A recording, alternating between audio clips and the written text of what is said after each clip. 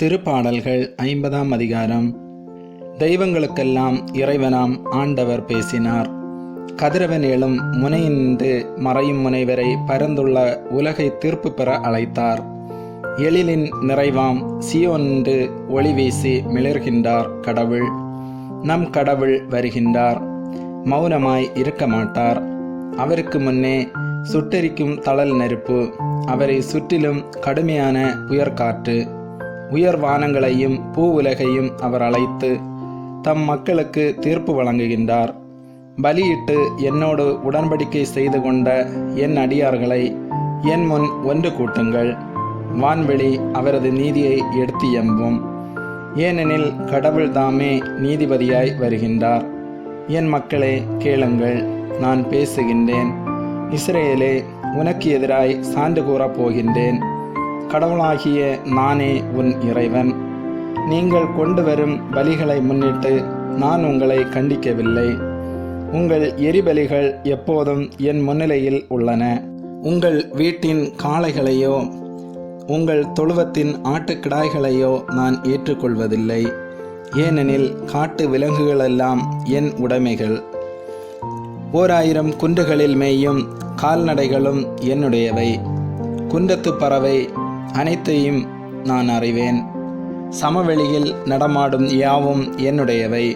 எனக்கு பசி எடுத்தால் நான் உங்களை கேட்கப் போவதில்லை. ஏனெனில் உலகும் அதில் நிறைந்துள்ள யாவும் என்னுடையவையே. எருதுகளின் இறைச்சியை நான் உண்பேனோ? ஆட்டுக்கிடாய்களின் குருதியை குடிப்பேனோ? கடவுளுக்கு நன்றி பலி செலுத்துங்கள்.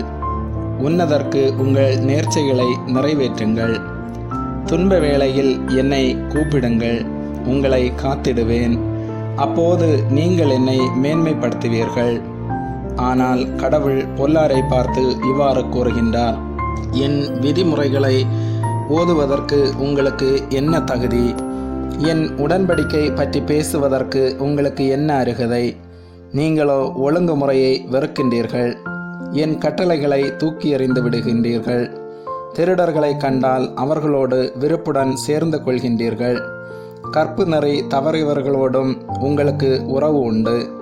உங்கள் வாய் உரைப்பது தீமையே, உங்கள் நா புனைவதும் பொய்மையே. உங்கள் சகோதரரை பற்றி இழிவாக பேசுகின்றீர்கள். உங்கள் தாயின் மக்களை பற்றி அவதூறு பேசுகின்றீர்கள். இவ்வாறெல்லாம் நீங்கள் செய்தும் நான் மௌனமாயிருந்தேன். நானும் உங்களை போன்றவர் என எண்ணிக்கொண்டீர்கள். ஆனால் இப்பொழுது உங்களை கண்டிக்கின்றேன். உங்கள் குற்றங்களை உங்கள் கண்முன் ஒவ்வொன்றாய் எடுத்துரைக்கின்றேன். கடவுளை மறந்தோரே, இதை கண்டுணருங்கள். இல்லையேல் நான் உங்களை பீறி போடுவேன்.